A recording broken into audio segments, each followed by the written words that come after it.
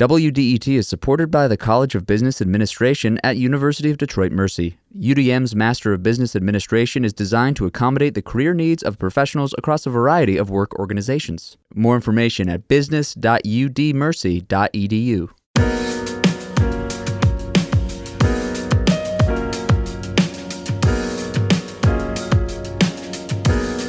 It's the Metro on 101.9 WDET FM. I'm Tia Graham. And I'm Nick Austin. Today on the show, a little bit later, murals that were meant to promote the city of Detroit and our arts have ended in a little bit of controversy that has the city official behind them in some hot water. We'll discuss this story later in the show. But first up on the Metro, nurses. Since the height of the COVID-19 pandemic, we've heard there has been a shortage of nurses in the medical field. But maybe the problem isn't a lack of nurses, but the working conditions within the medical field itself. A University of Michigan researcher suggests as much. Olga Yukasheva has been working on a new model that would restructure the way hospitals, health insurance companies, and the government interact to better support nursing staff. To discuss this now, we have Olga Yukasheva on. She is a health economist and a professor at the University of Michigan School of Nursing. Professor Yukasheva, thank you so much for joining us on the Metro. Of course. Good morning. Good morning. With the coverage we've seen, let's revisit why are nurses leaving outside of COVID-19, outside of the pandemic? So this really wasn't caused by COVID-19. There has been a lot of turnover in nursing for about a decade before that. The working conditions are not, entirely very favorable for nurses. There's a lot of, our healthcare is strained for resources. Patients are getting sicker. There are a lot more older patients who have chronic conditions that require consistent medical care. And our hospitals are in a situation where there's a lot of patients out there and not a lot of resources. And unfortunately, a lot of the extra work and a lot of difficulties and with working conditions fall on the personnel within the medical system, within the healthcare system, who have the majority of responsibility for patient care, and that's physicians and nurses. So there has been a lot of burnout in the profession, in the nursing specifically. There has been turnover, which means that nurses who come to work in the hospital, they leave their job and then come look for another job. So that type of turnover has been persistent in healthcare. COVID-19 just made it all worse. Mm-hmm. And that's where we are now. A lot of nurses left the healthcare field during COVID-19 because of the very difficult conditions that they were facing in the workplace. And we just haven't been able to reabsorb them back into the healthcare system entirely. Although there are some good signs. Yeah. So what is the current structure? I know this is what we're getting into, is the current structure of the medical field here in Michigan, and who's benefiting the most right now within that structure, whether it's the hospital, whether it's the patients, whether it's the people who are working within those hospitals. So what does the structure look like right now in terms of who's benefiting? So I don't have data specifically from Michigan, and some of my colleagues at the University of Michigan have done a lot of research specifically on the current structure within Michigan. But nationwide, there are a lot of studies that show that the main beneficiary from our healthcare system is what we call intermediaries, and those are the insurance companies. Mm-hmm. Hospitals are struggling financially. The healthcare workers are struggling financially. Patients are struggling to receive the care that they need and deserve. So there's sort of a lot of money in the system, but the money accrues to healthcare insurance companies. A lot of tech companies, pharmaceutical companies, they're not getting down to the patients and the direct healthcare providers, and that is a problem. Mm-hmm. So currently, there is a government reimbursement model. What is that model, and what flaws do you see within that plan? So the problem with the model is it's both beneficial in some ways because it is designed to take the slack out of system. It's designed to take waste out of system. Mm-hmm. So the way that hospitals are reimbursed, when you go to a hospital, you don't get a bill for the the cost of care that you personally receive. You get a bill that's an average of what a patient with your medical condition who stayed in the hospital for a certain number of days would have had throughout the nation, right? So if you require more care, your case is a little bit more complex. That extra care, extra cost, extra complexity of resources that went into taking care of you specifically is not part of your bill for the most part, right? So, and likewise, when you come to a hospital and the hospital does not provide you with all of the necessary care that you would have needed, or tries to reduce the cost of it, the hospital gets to retain those difference, right? Because it's all paid based on sort of national average of patients who are similar to you, and not the care that you specifically received. Any difference between what the national sort of average is and what the cost of your care is either absorbed by the hospital as retained revenue, or is lost to the hospital and then never see it reimbursed.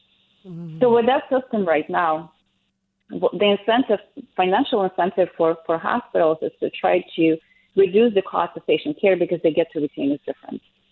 And when hospitals try to reduce the cost of care, obviously it is good for the nation, right? Because you do not want to have a lot of slack in the system. You do not want to have a lot of waste in the system. We all want our healthcare to be cheaper and more affordable. However, when that slack is taken out of nursing, right, it becomes very difficult, right? Because there's not a lot of slack in nursing right now. So when hospitals try to further lean down their staffing model, that's where we start sort of getting very close to the line of what's adequate and inadequate care. And that's just how the model is currently set up. Olga Yakusheva is a health economist and a professor at the University of Michigan School of Nursing. How does your model, because you do have a model that you've presented as well to help improve conditions for nursing, making sure that you all are, or the hospitals are retaining the qualified nurses because they are out there. I think that's a misconception that a lot of people have with just reading in general, is that we don't have nurses, but we have qualified nurses. They're just not going back to the hospitals. So how does your model differ or improve on the model that you just explained for us? Right. So what I'm trying to, my colleague and I, what we're trying to propose is a model that's quite a bit different, right? What we're trying to do is incentivize hospitals financially to provide adequate nursing care, right? So there are two things that we're doing. First, if a hospital is not providing the level of nursing care and the level of staffing and the quality of nursing care that's equal to the average nationwide, then this hospital is not going to get the same as an average hospital nationwide for nursing care, right? We're trying to unbundle the cost of nursing care out of the entirety of your bill and pay for that specifically. So the hospitals that do not spend a lot of money on providing high-quality nursing care to patients, they do not get as much money, right? And the other part of it is that hospitals that do try to invest in their nursing staff, hospitals that do try to pay their nurses adequately and try to retain nurses and provide nurses with opportunity for professional growth and development, those hospitals that spend more money on nursing than an average hospital, they have an opportunity to get some of this money back, provided that they can demonstrate improved patient outcomes as well as improved outcomes for the nursing workforce. And when we think about what you're just saying, that difference there, just making sure that hospitals are actually doing what they need to do. And if they're not, they won't get that extra funding or that extra money coming in. So right now, what are you seeing happening when it doesn't happen, when hospitals aren't actually doing what they're supposed to be doing or they're not actually keeping up with the average? What happens? So there are a lot of so first of all, it's very difficult to figure out what happens with the money that nursing earns, right? Because we right now do not have an opportunity to track it. When you come into the hospital, you pay the entire hospital bill, and you pay for nursing care the exact same way as you pay for sheets and Jell-O and the cafeteria workers, and it's a lot of it's bundled into this. So we actually don't know. It's very easy for a hospital to take part of the revenue that they get and take it out of nursing where it probably should go and put it towards someplace else. For example, there's a lot of research showing that during the pandemic, when hospitals were obtaining sort of credits from the government and buyouts from the government to support their nursing workforce and their clinical staff, a lot of the hospitals went ahead and they invested the money into the stock market. And there were some significant losses in the stock market, which then were followed many times by layoffs or further sort of restraints and leaning out of the hospital staff. So we just simply we cannot have the model where there's not transparency around the revenue that accrues that we as patients would like to provide hospitals for nursing care. We have to create the transparency around this. And there also has to be a very strict oversight of how much hospitals get for nursing care as well as how much they spend towards nursing care. And what that does is it takes out an opportunity for hospitals to retain profit from not spending enough. And it also allows hospitals that do want to invest in nursing care get the money back. So when I hear you talk about the uncoupling there and making sure that you know what you're paying for when you go to the hospital, a lot of times we don't know. So you uncouple that and you kind of have a standalone section for nursing in general in the hospital to get their own revenue, get their own funding and their own money. So that way they can properly retain nurses. So right now, I think about with the model that you're presenting right now, unbundling more transparency. Why would hospitals not agree to this model? I really, in some ways, struggle to understand why hospitals would not agree, other than, it sort of reduces their opportunity to shift money from one pot to the next. Right, so that's the only reason, right? Because I don't think hospitals are actually in business of hurting nurses, right? There's a lot of sort of resentment, both in the nursing profession among hospital administration. There's a lot of strikes. The climate in the healthcare system is not very positive. But I think there's a way of fixing it, and if we really allow hospitals to not feel like the funds, the resources that go towards nursing is a waste of money, right? The hospitals must understand that whatever they spend on nurses comes back dollar for dollar, right? And that, I think, is very freeing and will be very freeing. I talked to a lot of hospital administrators, CNOs, CFOs, and they do find the opportunity of getting money back on what you spent in the nursing freeing in terms of being able to provide the nursing care that they want their patients. They know their patients want. So I think there's positives on both sides.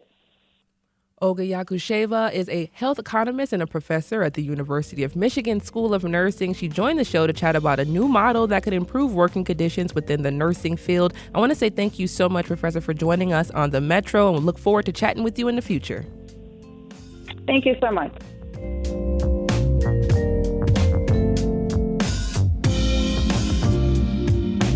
It's the Metro on 1019 WDET. That was Tia Graham. I am Nick Austin, and coming up, we'll discuss a controversy that has Detroit's planning director under an ethics probe. All comes up next as we continue on the Metro.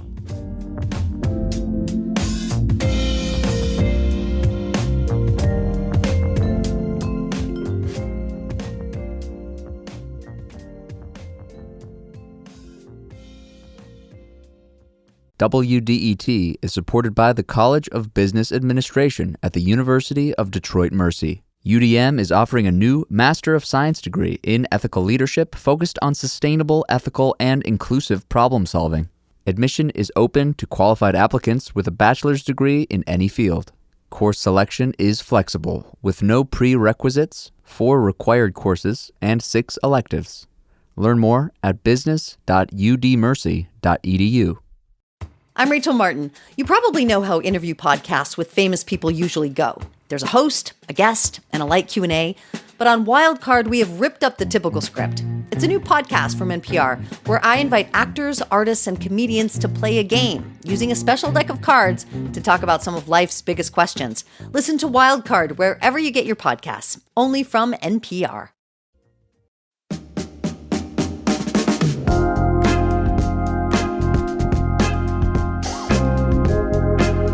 Welcome back to the Metro, right here on 1019 WDET FM. I'm Tia Graham. And I'm Nick Austin. And of course, as you know, Tia, and everyone out there listening, art is very crucial. It's an essential part of what we do here every day in Detroit, vibrant and very important to our city's identity.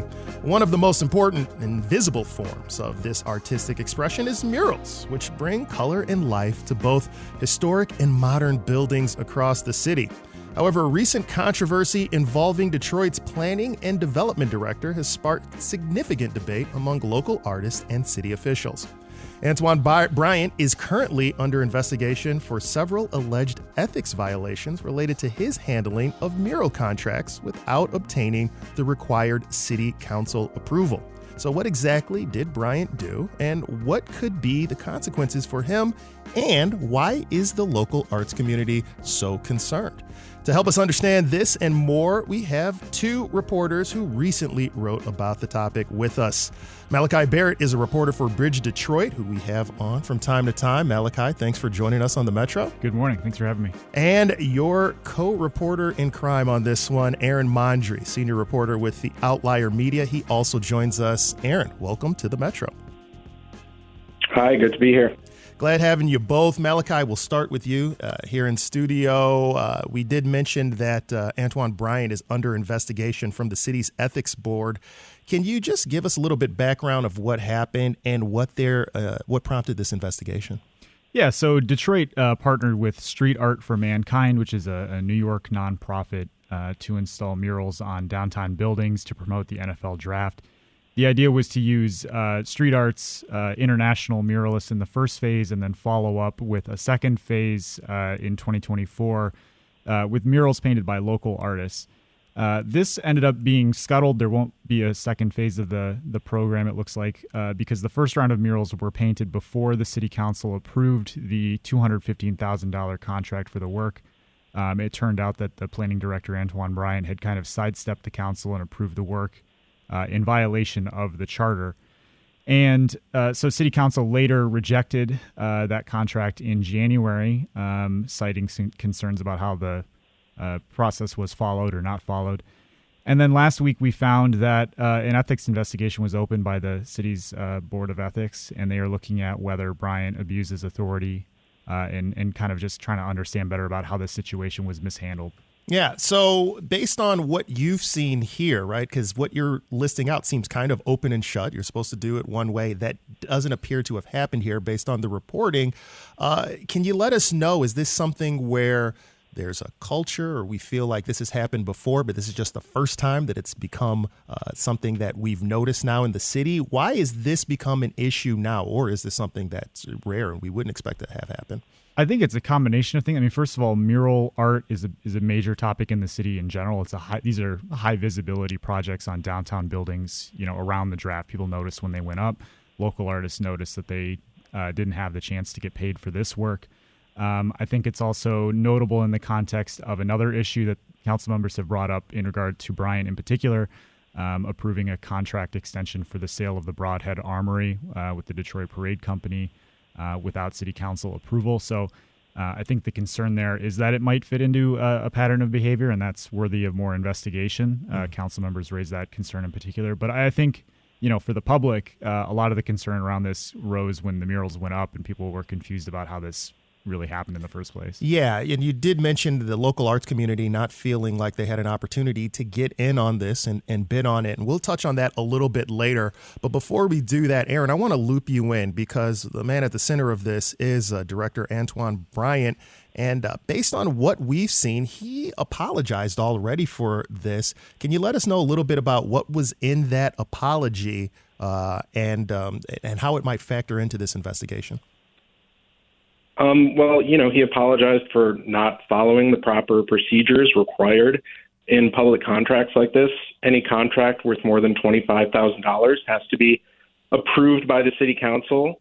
And Malachi actually filed public record requests and got internal communications between city officials, Street Art for Mankind, and the Downtown Detroit Partnership. And based on those emails, it seems like Bryant kind of took an ask for forgiveness, not permission approach.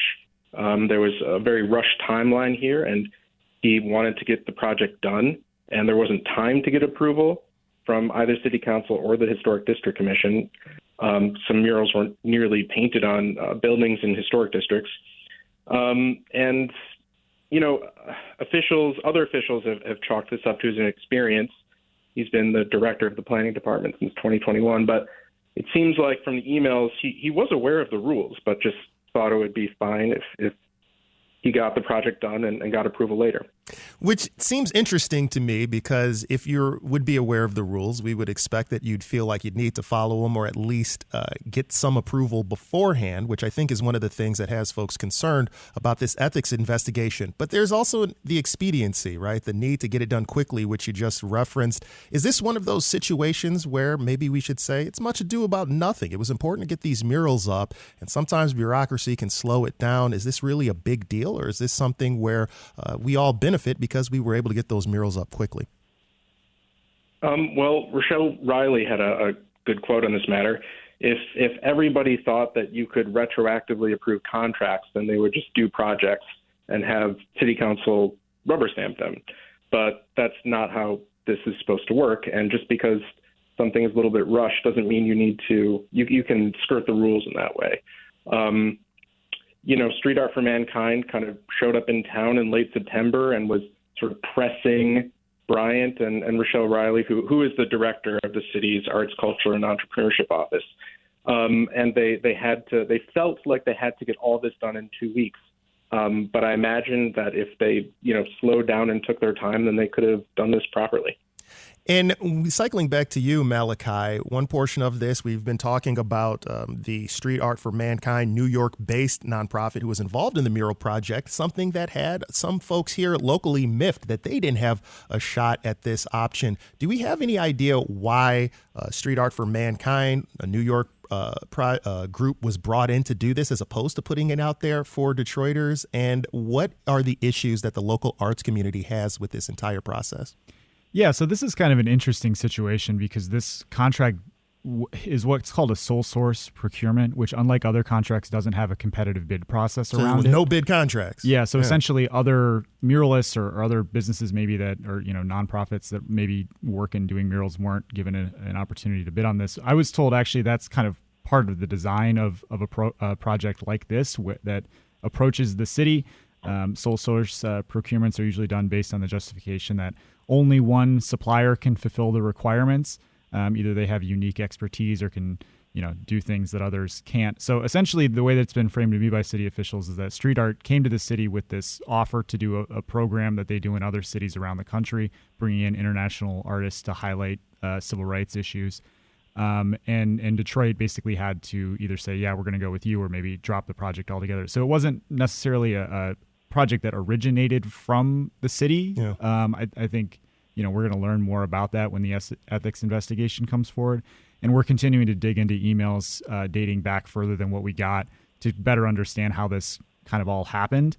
So that's a frustration that if this was maybe something that, was a different kind of project with a bidding process, local artists maybe would have the opportunity to get on that work. But the way that Street Art for Mankind, operates, they have their own group of artists that they hire for this kind of work. So there wasn't really an opportunity, in the first place for local artists to get it. Yeah, the way that sounds to me, Aaron, it's like this is something that only a specific entity with expertise could pull off, or at least that's the argument. You've been talking to local artists. What are they saying in response to this kind of idea, and what has the response been from the community overall artistically related to this issue? Detroit artists definitely don't think Street Art for Mankind is the only organization equipped to do something like this. They've rallied around this cause because they think they didn't like the fact that the mural project was a one bid contract with no local artist, without a public procurement process. And they felt like other organizations and artists should have been able to apply and would have been able to do the work just as well. Ultimately, they want standards in place for publicly commissioned art. They want a public bidding process. They want standard pay rates, and just a greater say around public art in general. The city charter actually calls for a 15-member council of the arts that would sort of act as an advisory body around art and culture, and they say it's essential that gets created. Wait, you say the city charter calls for that, but we don't have one yet? How would that be possible? Good question.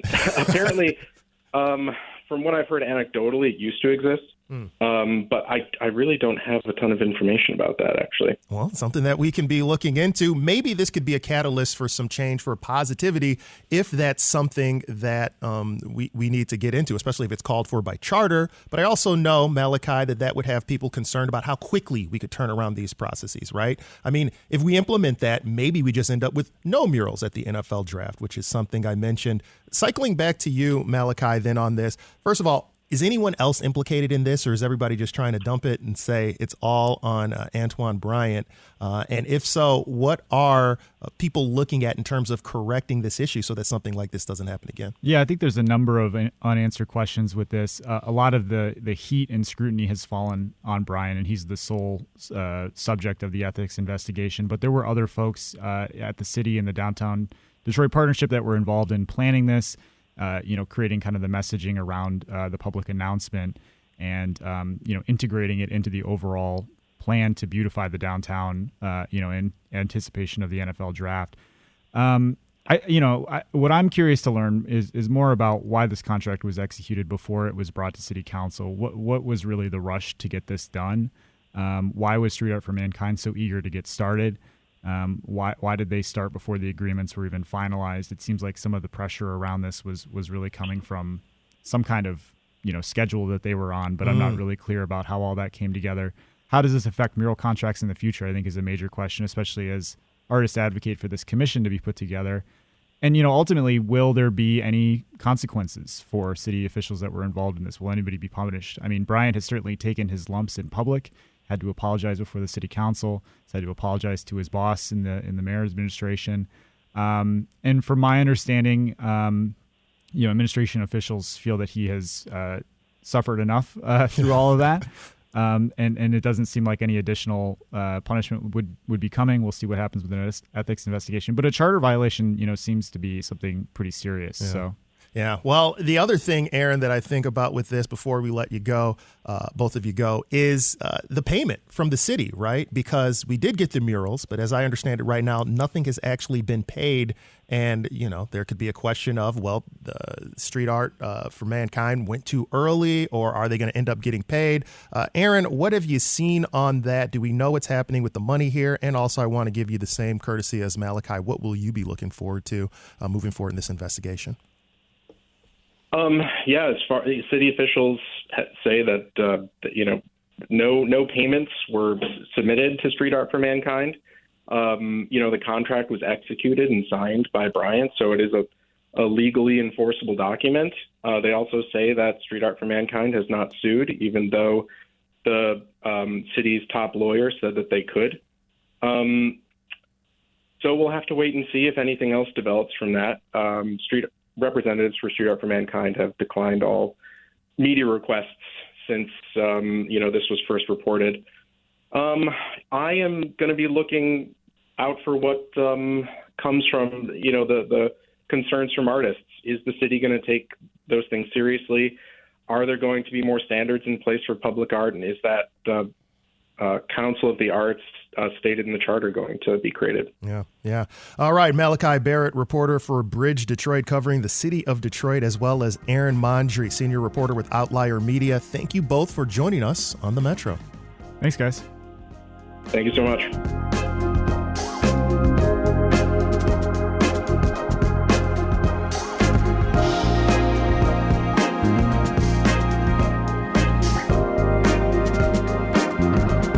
Metro on 101.9 WDET FM. You just heard from Nick Austin and Art is Life. I am Tia Graham.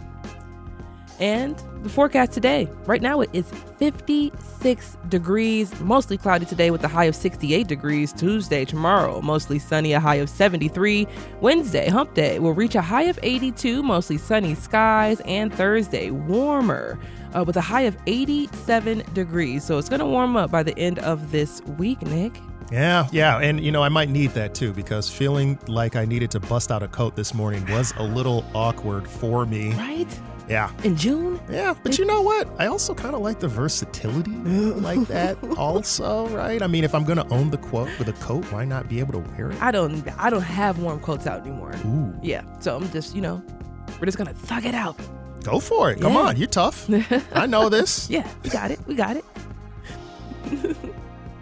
It is 1019 WDET. That's Tia Graham. I'm Nick Austin. Lots of things coming up here for you, including we are going to be discussing the official opening of a mental health crisis center in Detroit when we return.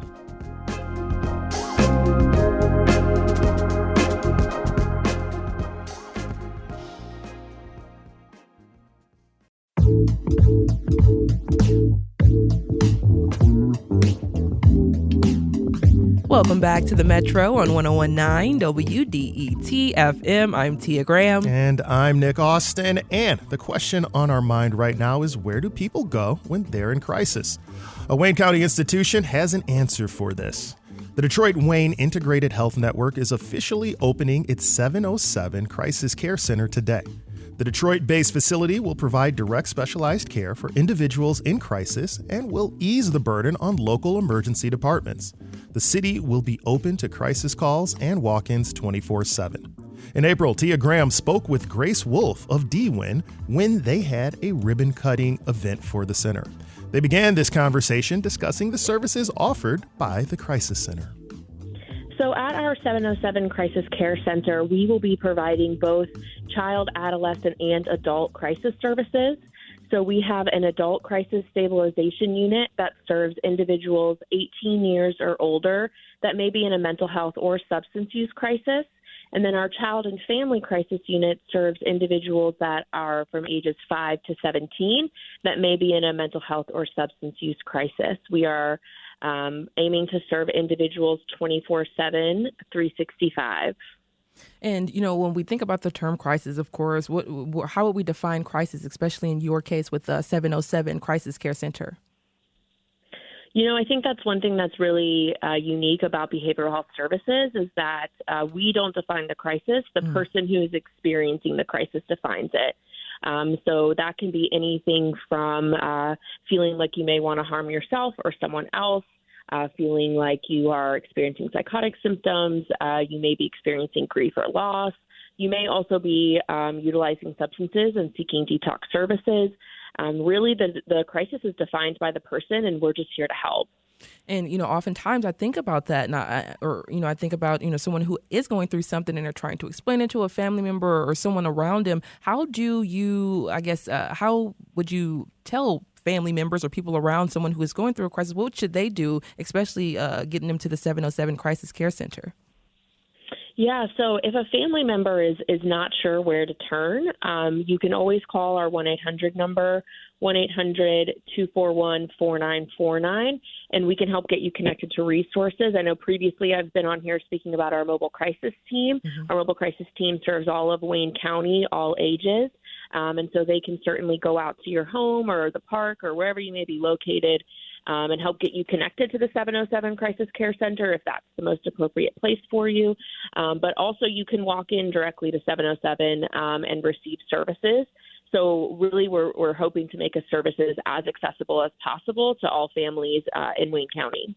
And just kind of staying on that note really quick, or, for a little moment, what would you tell family members as well how do they facilitate or help someone who is in a crisis or telling them they're in a crisis, or maybe even the family member is noticing things and the person may not want help or may not ask for help? So how do you also, go bridge that gap, and how do you tell families to facilitate that? Yeah, so, our families and natural supports and loved ones around us are usually the ones that notice something or a change first, right? And so we really want to get these resources out to everyone so they know that they're available, because one of the hardest things to experience is your loved one going through something and you don't know how to help. And so that's why we're, trying to really put the word out there about our services and about what you can do, because truly our services are easy and as accessible as just walking up to the front door or just picking up the phone to call us. And then we'll work with you and kind of do the legwork and the hard part to make sure that person gets what they need. So back to 707 Crisis Care Center, how many patients can it hold, and what are we looking at in terms of staffing? So we have 32 beds in total, so that covers both our child, adolescent, and adult services. And our staffing pattern is a multidisciplinary team. So we have psychiatrists, nurse practitioners, our registered nurses, clinical social workers, and other licensed clinicians, peer support specialists, individuals with lived experience, behavioral health techs. We have a really wide range of staff so that we can ensure that no matter what the need is, there's someone there that can help you. There's someone there that can relate to you. There's someone there that can empathize with you. And that is a staffing pattern that we hold 24/7. As I mentioned, we are a full walk-in center where you can come and receive services at any time. And so we make sure that we have staff there and always available to you. And the Detroit Police Department, you all are working directly and closely with them. How often do you anticipate them to refer people to you or you all to work directly with one another on a regular basis? So we do have a direct law enforcement drop-off area at our 707 Crisis Care Center so that individuals that may be picked up by Detroit Police or any other police department in Wayne County are able to come and work with us in a very quick way. And so they're able to kind of get in and out of the building, and our goal is under 15 minutes, and they get back out into the community working with folks. And so we anticipate being able to partner with them, honestly, on a daily basis. We do serve both voluntary and involuntary individuals on our adult unit. Sometimes folks are just in a place where they're not fully capable of saying yes to services, but maybe in a place where they do still need the service. And so for those individuals, we are still able to serve them and work with the police department to make sure that they're safe. That was Tia Graham speaking with Grace Wolf of Detroit Wayne Integrated Health Network about the opening of a new crisis center in Detroit.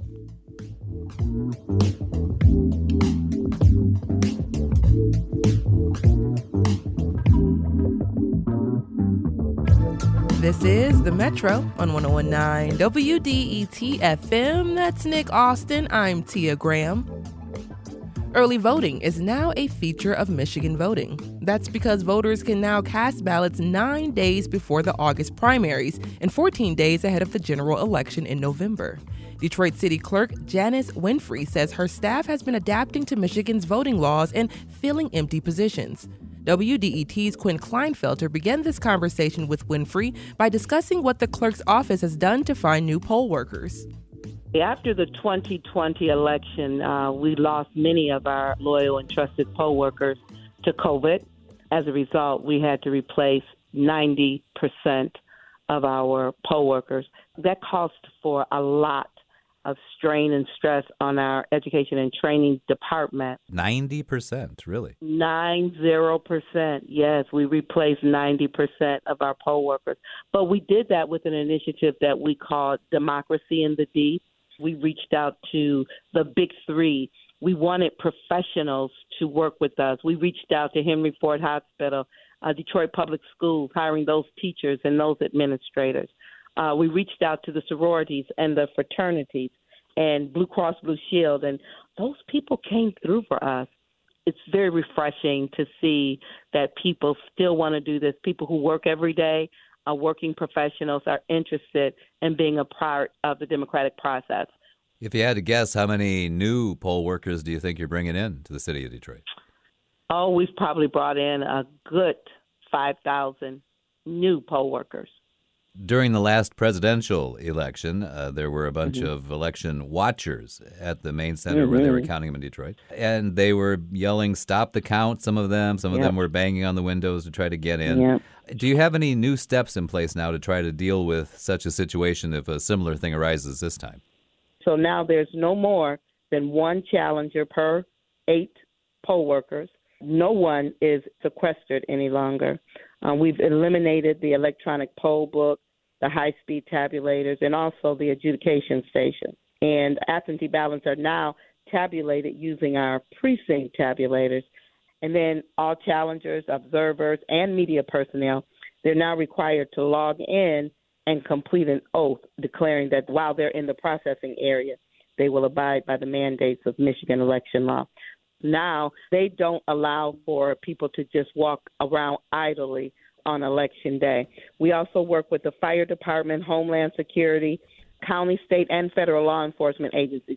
All work with us on Election Day. They all have a presence in our central counting board because we want to focus on the work at hand and being able to do that without all of the uprising of challengers. in poll watchers. It's a sad fact nowadays, but there have been a number of threats made against election workers. Do you have any concerns about how well election workers are being protected for this year's elections? I don't. We stepped up. We got through 2020 when all of that happened, the threats and the demonstrations and the hurling insults at election workers, and it wasn't expected. So now we know that may happen, and we are ready if it should happen. We have uniformed and plainclothes officers around this building 24/7 during the election cycle. And the alleyway that was a public alleyway at one time is now blocked off a month prior to and a month after Election Day because a lot happened in that back alley in terms of election deniers. All of our windows on the first floor of our building has been replaced with bulletproof glass, and we have upped our security operations, and we're ready. One thing that's no secret to anybody, obviously, but certainly it wouldn't be to you, is that former President Trump repeatedly has said not only that the election was rigged, but he'll bring up several areas, and one of them he always brings up is Detroit. How would you, in your position, how would you prove to someone that the election is not rigged? Well, it's already been proven. We were under so much scrutiny, and we were dragged to court on every little thing. And there was no irregularities found. There was no wrongdoing found on every count, every time, as it relates to the 2020 election. So the claims are baseless, made by an individual who didn't get the outcome that they expected. But it happens. That's elections. I've run for other offices that I did not win. And it's okay. You move on, you move forward. You can't overthrow a whole democratic process or throw it under the bus because you didn't get the results that you wanted. That was WDET's Quinn Kleinfelter speaking with Detroit City Council Clerk Janice Winfrey about what she's doing to prepare for August primary elections.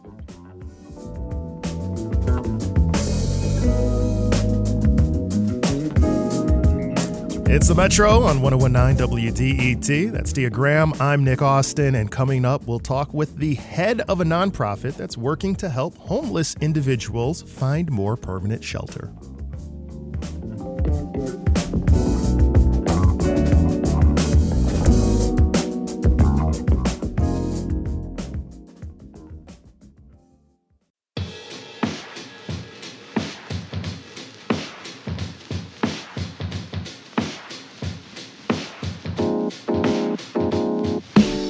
It's the Metro on 1019 WDET. I'm Nick Austin. And I'm Tia Graham. And we do have a question. What causes someone to be homeless? Is it mental health issues? What about the lack of job opportunities? Maybe it's not having enough affordable housing, or maybe it's a combination of all of the above. That's likely the idea behind the new 40-unit Bridge housing campus that's been under construction in Detroit's core city neighborhood on the west side. The campus, created by Pope Francis Center, will offer people up to 120 days of housing, offer medical, psychological, addiction, and job readiness services. Bridge Housing formally opened last Monday and will begin to house people later this month. To discuss the new campus and the wraparound services being offered, we have here Father Tim McCabe. He is the president and CEO of the Pope Francis Center. Father Tim, thank you so much for joining us on the Metro. Well, thanks for having me. Yeah, so y'all announced this campus a few years back, about 3 or 4 years ago. What is it like now to see its completion? Oh, it's exciting. It's been a long journey of building the concept and really taking information from around the country. We've looked at 27 different programs in 11 different cities. We brought back benchmark best practices, and we've talked to service providers. We've talked to our own guests at our warming center downtown to really make sure that the building and the program is built for success, that we're actually going to help the chronically homeless move from the streets and into permanent housing. And I think about just, you see your 27 different programs across 11 cities. And Detroit, of course, is a unique city in its own. So what challenges did you face when you were going through, you're shifting through all of the things that you're seeing and you're putting together a plan for the city of Detroit? What unique challenges did Detroit have? Well, the demographics in every city are different of homeless. And so having to recognize what our demographics are and what their needs are. But we leaned into them. We looked at successful practices in other places and what is applicable to what we were doing here. But we also really talked to our own guests, and we'll continue to learn from them about what they need to heal from. We understand homelessness as a result of trauma, and so we're going to provide a trauma-informed care approach, making sure that there's space to heal from that, understanding the symptoms often are addiction and mental illness. And so we're going to put professionals around, to make sure that they have what they need to heal and then to move into permanent housing. So before we get to the campus, based on your experience working with the homeless on a day-to-day basis, what does it look like right now and feel like right now, homelessness in Detroit in 2024? Well, the city has done a great job of keeping our numbers low. I mean, I think back in the 80s when we were heading towards what is happening on the West Coast, and they really did take a great effort. But we do have a lot of chronically homeless folks who are dealing with pretty severe trauma. It's a variety of things that you mentioned earlier. It's job readiness, it's mental illness, it's addiction, it's the mandate on the moratorium on eviction was lifted last year, and we're seeing more and more people evicted. So we're things like that. There's really a gap in services for the chronically homeless that we intend to fill. Exactly. I think about transitional housing, and that's what this is. If you could explain that for those who may not know transitional housing, what does that mean? It means that folks will come and live with us for, I think based on what we have seen around the country, 90 to 120 days. But we're going to allow people to take the time that they need. Some people who might be have a financial crisis and really don't have any other presenting issues, we can move them into housing pretty quickly. Others with real severe trauma are going to take more time. And so we're going to allow them to stay as long as they need to in order to get ready. So just those who have real severe trauma and mental health issues who are going to get and receive wraparound services. Exactly. Once they do reach their limit, 120 days or however long they're going to be there, what is the idea and goal for them after that particular space they're going to be in? It's a great question. So we will be our housing specialists will be working with them to get them into permanent supportive housing. Most of our folks will end up in what's called PSH, permanent supportive housing, which means that they have support services in the building where they'll be living. But we really recognize that that doesn't end our work with them. We're going to walk with them as they journey on to permanent housing, because we know, based on experience, that mental illness and addiction isn't often a straight line. There are setbacks, there are relapses, and we want to be there with them. So they're going to always be welcome to come back. We're really looking to do peer-to-peer support so that folks that have graduated can come back and work with the newcomers in our building. So that's what we hope, is that we will walk with them and they will continue to be a part of our community and to receive whatever services we provide to them as well as to the community. I mean, we're really open, with the exception of the residential component. The entire building is open to the community. So the gymnasium, the health clinic, the dental clinic, all the programs and classes that we provide will be available to the neighbors as well. That's amazing. That's amazing. So, what do you think our government should be doing to reduce homelessness in and around Detroit? And what do you think your role is going to be in helping bridge some of those gaps? Yeah, I mean, we have to continue to see it as a priority. I mean, the only thing that's stopping us around the country, I believe, in ending homelessness is the will to do that. Like, what I have been able to do is to really get all of us working together. So I've got the business community, the religious community, the nonprofit sector, the city, the state, all of us kind of working together on this project. And that's what it takes. Like, it doesn't, we have to all be working together. We have to not have silos mentality, but often looking for solutions and continue to allow the folks that are experiencing homelessness to tell us what they need.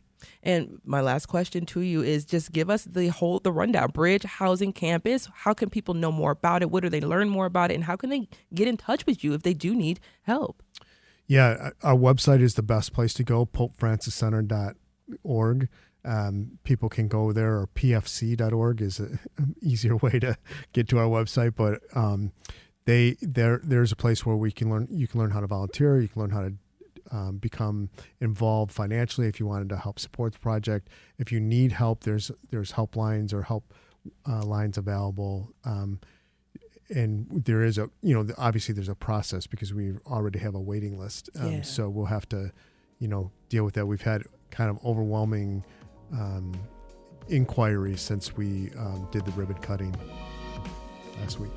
Father McCabe is the president and CEO of the Pope Francis Center. He helped create the new 60,000 square foot bridge housing campus off West Hancock Street on the west side, which will open to homeless individuals later this month. Father McCabe, thank you so much for joining us on the Metro. We will bring you back to talk more. Thank you very much for having me. That's the Metro for Monday, June 10th. Recent episodes are online at WDET.org and subscribe on your favorite podcast platform. This is WDET FM, Detroit Public Radio, your connection to news, music, and conversation. Thank you all so much for listening, and we will talk to you tomorrow.